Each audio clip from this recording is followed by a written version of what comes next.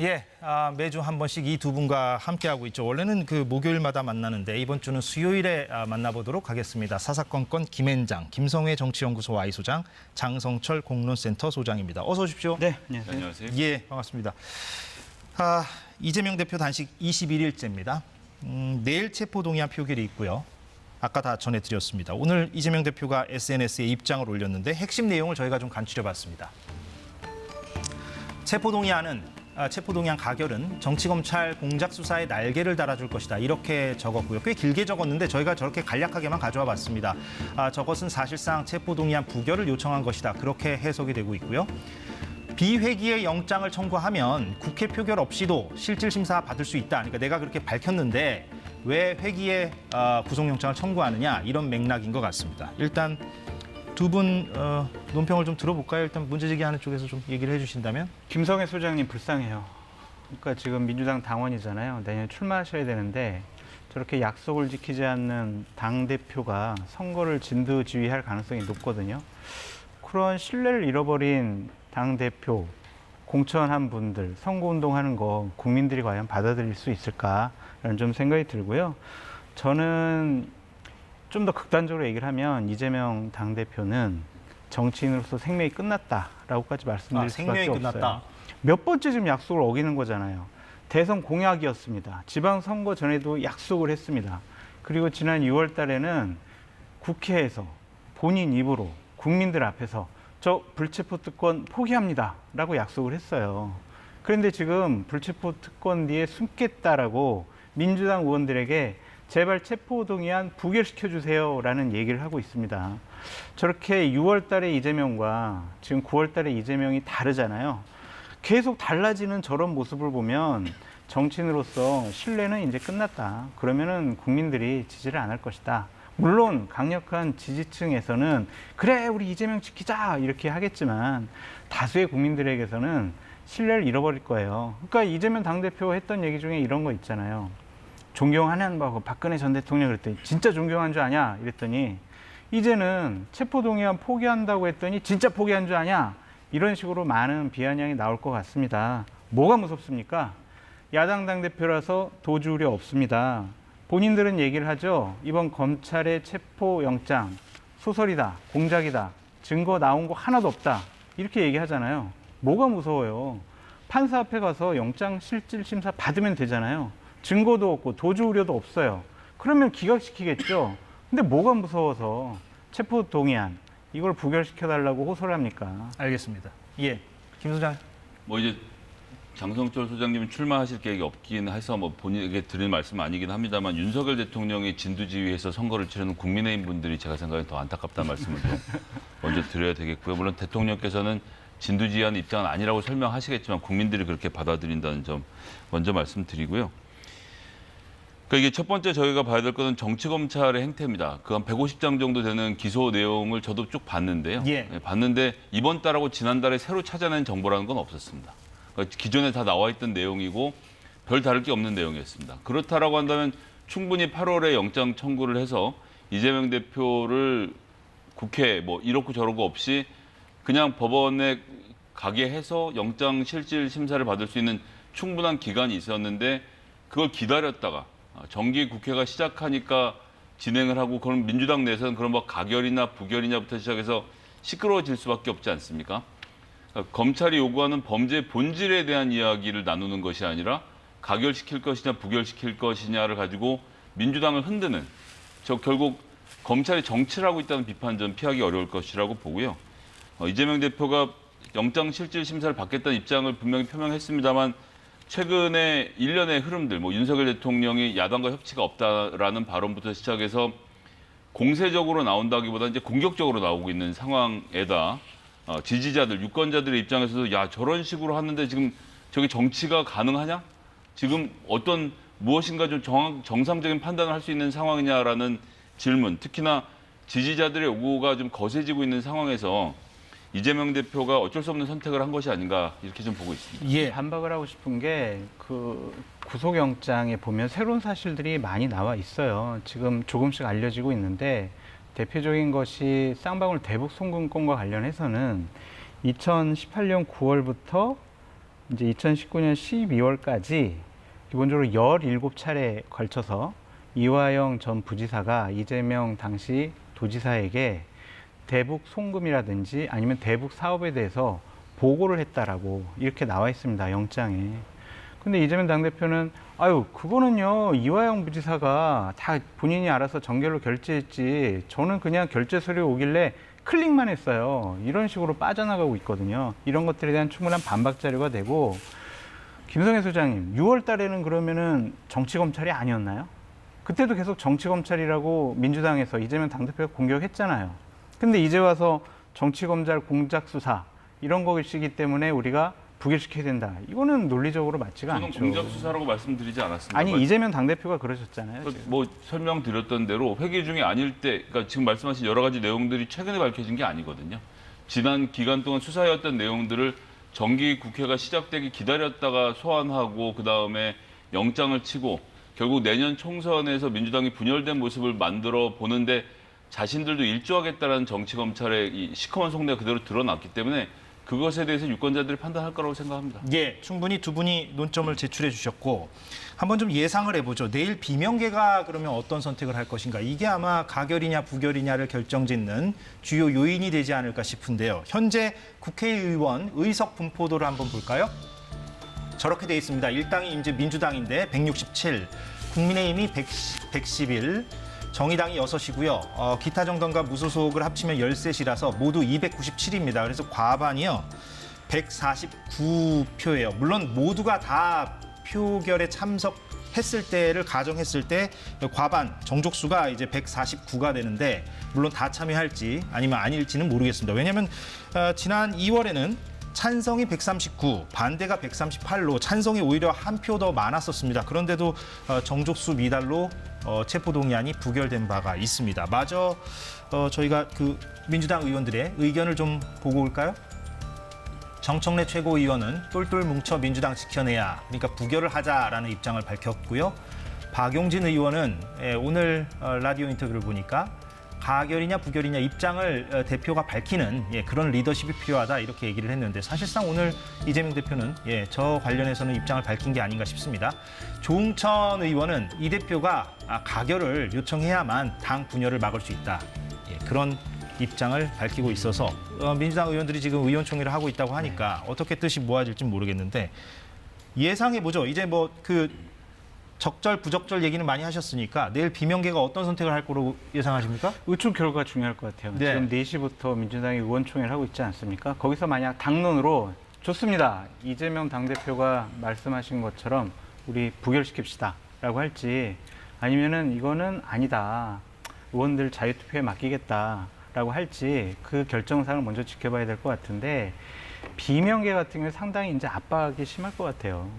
이제 이재명 당대표가 지시를 내린 거 아니에요. 그러면은 이재명 당대표를 또 민주당을 강하게 지지하는 분들은 이제 비명계 의원들을 상당히 못 살게 굴 겁니다. 너 내일 뭐 가결표 던지면은 가만 안 있겠다부터 시작해서 온갖 협박을 다 해야 될 거예요. 그럴 경우에 비명계에서는 아니 당대표가 얘기를 했고 내년 총선 공천을 내가 받아야 되는 입장인데 당대표와 강력한 지지 그룹의 이런 의견에 반하는 내가 제대로 된 내 생각대로 주관적인 판단을 할 수 있을까라는 고민에 빠질 수밖에 없을 것 같고요. 경우의 수는 있겠죠. 뭐 그냥 아싸리 투표에 불참한다. 그리고 투표에 불참을 하더라도 가결이나 뭐 부결 이쪽에다가 표를 던지지 않고 기권이나 무효표를 만든다. 그래가지고 몇 명이 이 가결표에 던졌지? 몇 명이 부결표 던졌지? 이런 것들을 계산 못하도록 상당히 좀 헷갈리게 하는 그런 투표 행태가 이루어질 가능성이 많다라고 말씀을 드리는데. 근데 기권으로 가면 비명계가 그럼 결과적으로는 부결이 되는 거죠. 그렇죠. 예. 그렇게 봐야 될 텐데 일단은 비명계 의원들도 이재명 당대표에 대한 실망을 더 많이 할 수밖에 없습니다. 민주당의 의원님들이나 아니면 김성현 소장님 방송에 많이 나와서 이번 단식은요. 저 구속을 막기 위한 방탄 단식 아니었어요 라고 계속 항변했었거든요. 근데 오늘 이재명 당대표의 입장 표명으로 나 구속당하기 싫어. 그래서 나 단식한 거야. 라는 자기 고백이다라고 볼 수밖에 없습니다. 그러면 장 소장께서 보시기에는 가결이 될지 부결이 될지는 지금 예상하기가 좀 부결이죠. 힘들다? 부결이 될 것 같다. 부결이죠. 그러니까 민주당의 다수 비명계가 설령 뭐 가결을 던지더라도 네. 그건 10분 내외 정도밖에 안 될 거예요. 수가 지금, 적다, 미미하다. 상당히 지금 표당소를 할 것이기 때문에 알겠습니다. 미미할 것 같습니다. 일단 그렇게 예상하셨고 어떻게 예상하십니까? 뭐 그냥 아주 평론가적 입장에서 그냥 숫자를 놓고 얘기를 예. 해보면요. 지난번에 무효 기권 등을 다 합치면 20표 정도가 됐었습니다. 이 표들 가지고는 그런데 어쨌거나 찬성이 되진 않습니다. 이분들이 다 찬성을 한다고 하더라도. 예.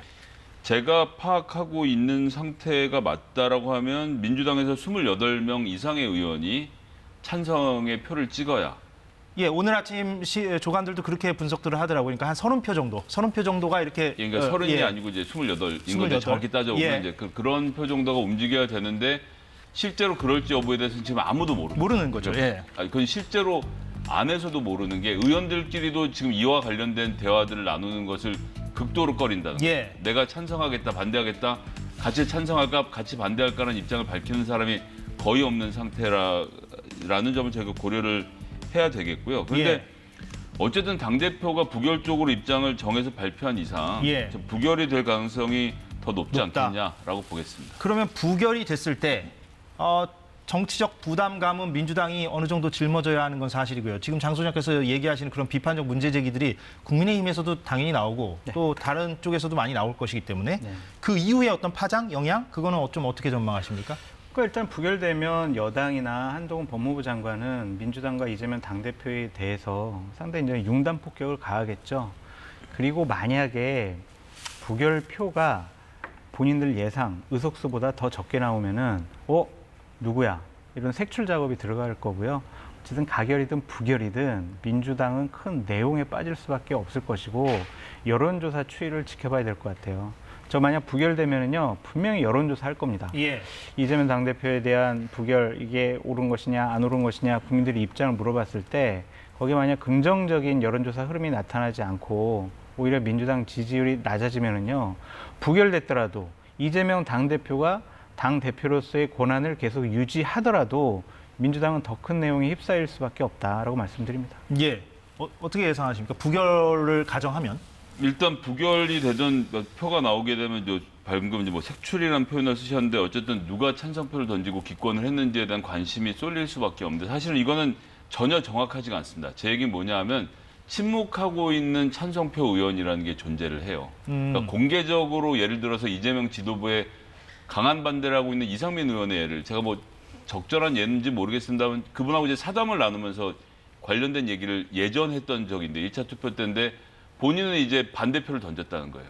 그러니까 나와서 이재명 대표에 대한 예. 지도부에 대한 불만은 표시를 했지만 그건 그거고 내가 거기 가서 어떻게 찬성표를 던지느냐. 그러니까 방송이 아니라 사적인 자리에서 그런 말씀하시는 걸 들었는데 예. 그런데 일반적인 사람들이 보기에는 예를 들면 찬성표가 나오면 이상민 의원 같은 사람이 찍을 것일 것이다 생각을 할 거 아닙니까? 방송만 보고서는. 그렇죠. 예.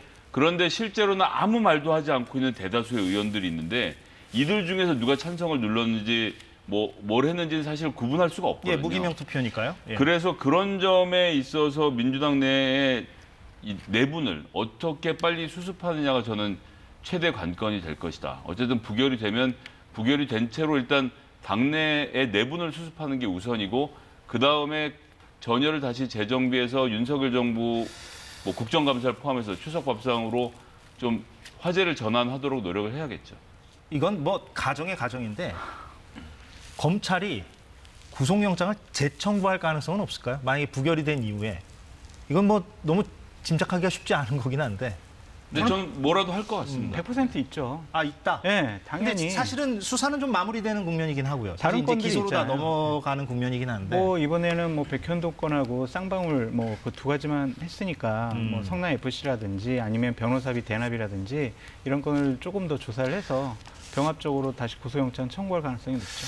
말씀 하나- 잘 주셨습니다만 예. 변호사비 대납은 가장 입증이 쉬운 범죄입니다. 김성태나 그 쌍방울의 계좌로부터 이재명 도지사가 고용했던 변호사들에게 송금한 흔적을 한 10개만 찾아내도 이건 그냥 이재명이라는 정치인을 사실 기소할 수 있는 가장 좋은 소재인데 어디 갔습니까? 검찰은 이거 하겠다라고 여기까지를 펼쳐놓고는 아무것도 못하고 있는 게 지금 알겠습니다. 정치검찰의 모습이죠. 그 하나 더. 네.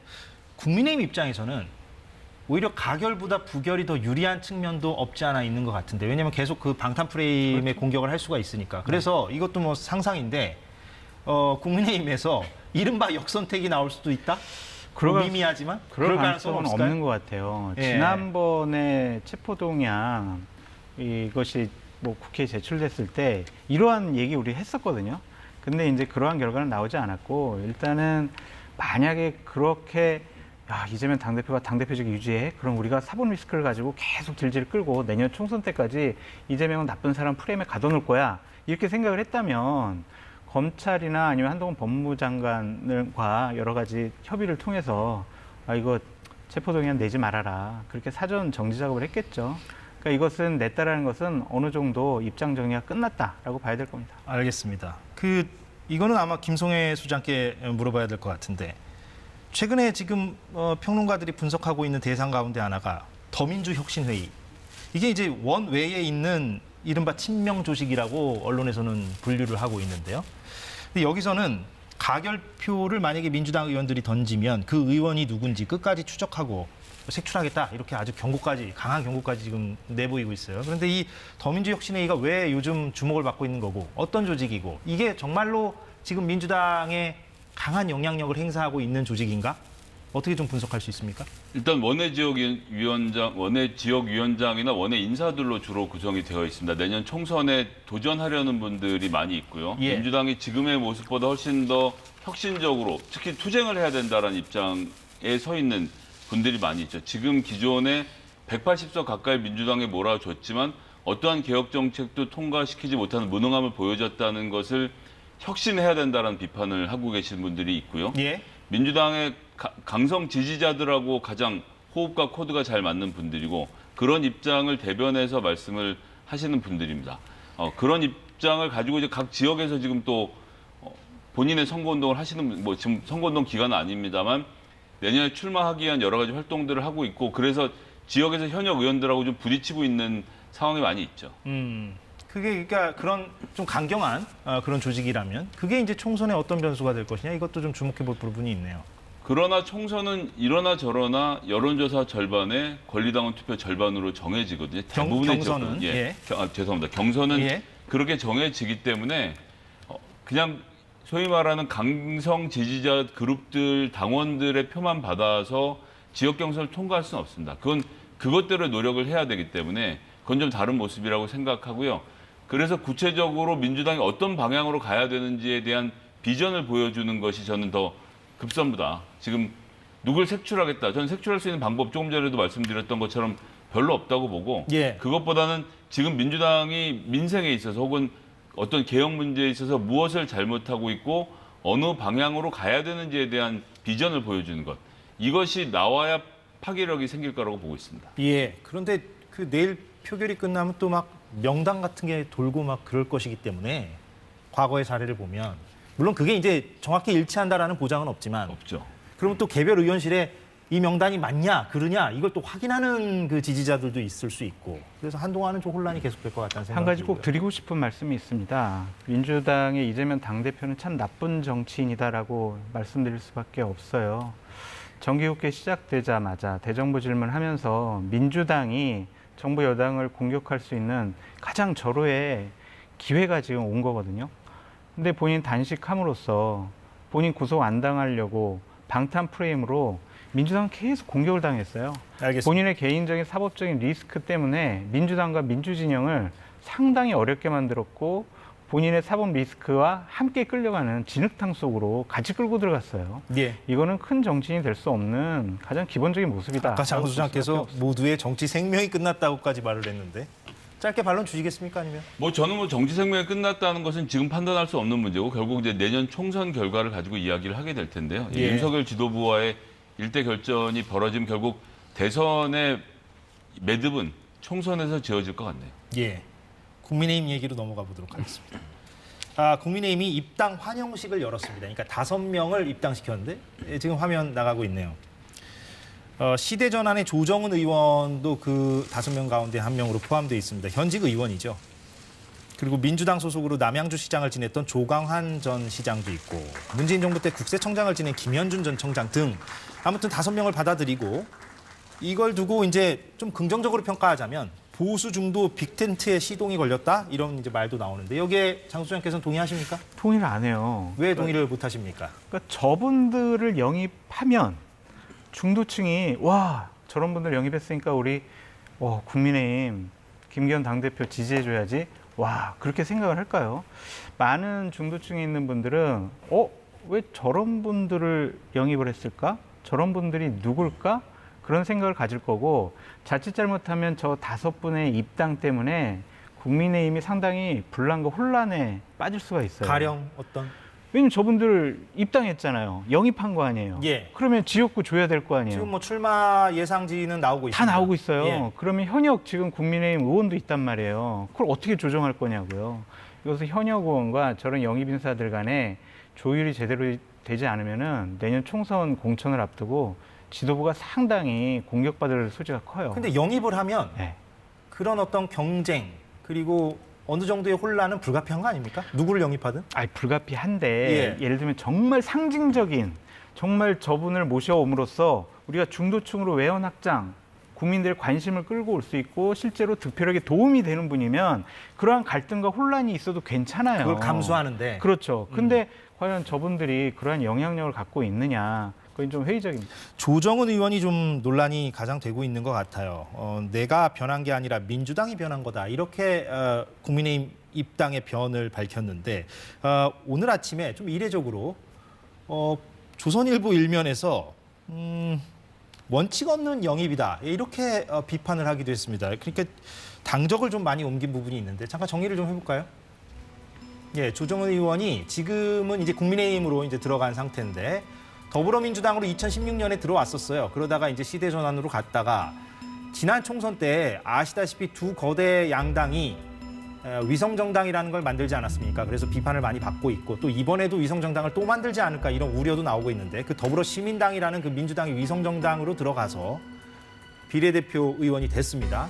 그랬다가 시대 전환으로 다시 나왔다가 이번에 다시 국민의힘으로 가는 이런 변화들을 보여서 그런 보수 진영에서도 저런 사람을 영입하는 것이 과연 원칙적인 것인가 이런 문제제기가 있는 것 같은데 그 민주당이 변한 거라는 어떤 변도 있고 해서 김성애 소장께 이번에는 좀 논평 기회를 드리겠습니다. 일단 재선하자고 국민의힘에 들어간 조정은 의원도 애잔하고 조정은 의원을 경제 전문가라고 영입해서 뭘 해보려고 하는 국민의힘도 애잔하고 잘 되시길 바라겠습니다. 마포갑에 뭐 이용호 의원도 출마하려고 준비 중이신데 인생의 실전에서 어떻게 부딪히게 되는지를 지역구 가서 한번 경험해 보는 것도 정치적으로는 전 성장하는 기회가 될 거라고 보기 때문에 매우 냉소적으로 말하시는군요.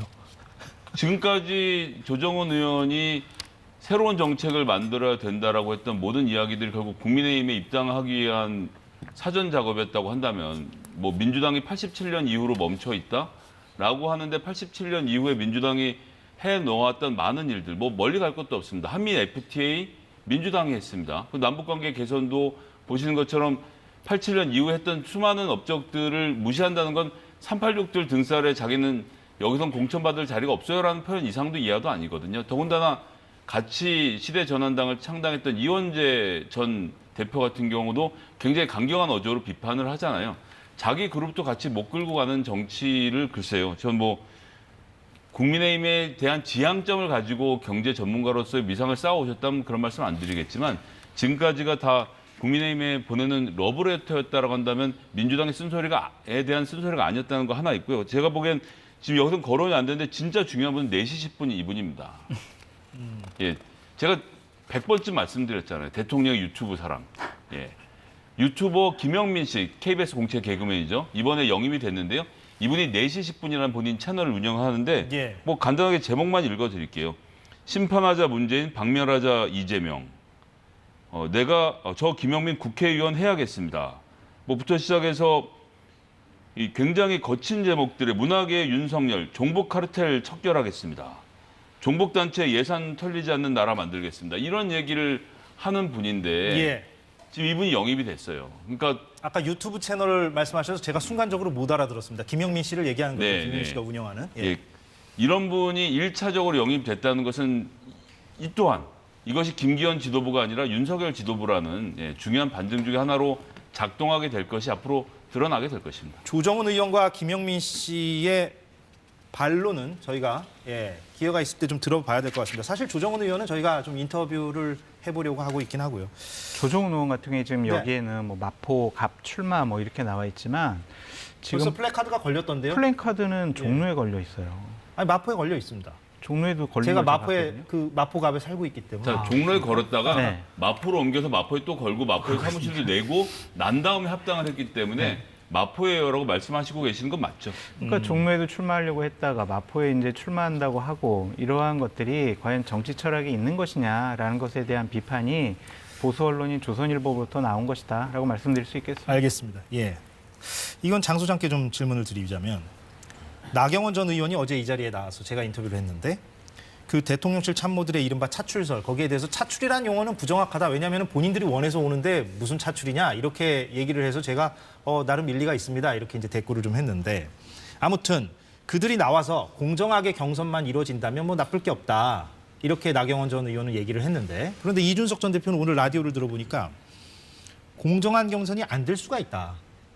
공정한 경선이 안 된다는 건 어떤 의미입니까? 두 가지 의미가 있겠죠. 그러니까 하나는 이제 대통령실에서 일했던 사람들, 대통령의 의중이 있는 사람들이잖아요. 그럼 경선에서 다수의 당원들은 와, 윤석열 대통령을 도와줘야지. 그러면은 대통령실에 있던 사람을 밀어줘야지. 이런 분위기가 조성될 수 있어요. 예. 그러니까 작년에 뭐 김은혜 수석과 유승민 전 의원의 경기도지사 경선 때처럼 당원들은 와, 대통령 편 들어줘야 된다. 그런 생각을 가질 수가 있고 또 하나는 컷오프가 될 수가 있을 것 같아요. 네. 공천하기 위해서는 현역 의원들 당무 감사합니다. 거기서 어느 정도 예를 들면 40%, 50% 컷달락을 시킬 수밖에 없어요. 왜냐하면 내년 총선 때 보세요. 물갈이를 어느 당이 더 많이 했느냐. 그것이 개혁 공천의 바로미터가 됩니다. 그럼 현역 의원 잘라야 될 거 아니에요. 그럼 컷오프를 시키면은 경선 자체가 되지 않죠. 그 자리에 만약 대통령실의 여러 가지 뭐 관계자들을 그냥 후보로 선정을 하고 다른 의미 없는 사람들을 그냥 들러리 경선을 시킨다면 이건 공정한 경선이라고 볼 수가 없죠. 예. 그래서 어쨌든 이 경선을 통한 어쨌든 후보 공천은 상당한 분란을 일으킬 수밖에 없고요. 예. 그 공정함이라는 것은 객관적인 데이터, 여론조사로 나와야 되는데 그 여론조사는 또 발표를 안 해요. 여의도 연구원에서 사전 여론조사를 해가지고 경쟁력 조사를 하거든요.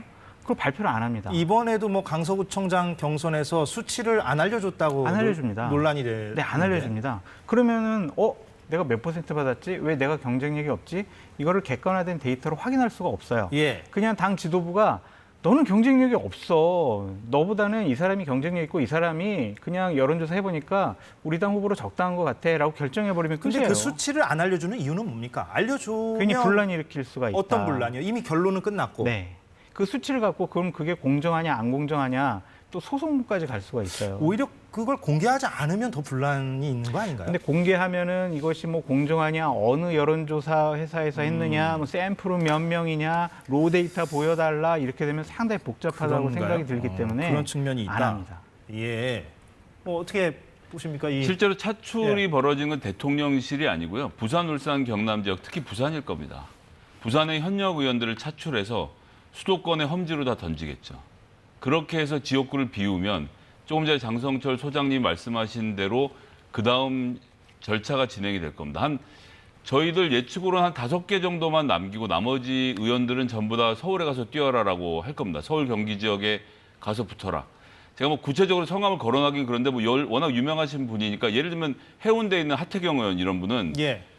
관악에 출마해라. 서울대 나오지 않았느냐. 서울에 가서 이제 더 큰 정치인 돼야지라고 보낼 수 있는 거죠. 사실 거절하게 명분이 많지 않을 텐데 뭐 그런 지역의 예를 이것도 예입니다. 지난번에 출마하셨고 대통령이 민주평통 사무처장으로 앉혔던 석동현 전 검사 이런 분들, 그다음에 대통령실에 있는 주진호 검사 이런 분도 지금 비서관도 고등학교가 부산이거든요. 예. 이런 분들이 부산으로 가는데 부산에 있는 의원들이 서울로 올라오면 경선은 하겠지만 무슨 의미가 있을까요? 그러니까 경선은 하겠지만 굉장히 쉬운 경선, 당선되기 쉬운 지역에서 이런 일들이 꽤나 벌어질 것으로 예측하고 있습니다. 그것이 꽤나 벌어지면은 국민의힘도 내부적인 혼란, 그러니까 민주당이 지금 친명과 비명의 어떤 내부적 혼란이 앞으로 우려된다면 국민의힘은 또 이런 지점들이 또 우려되는군요. 그럼요. 공천에서는 대통령이 본인을 강하게 지지할 수 있는 그룹을 국회 내에서 만들고 싶어 할 거예요.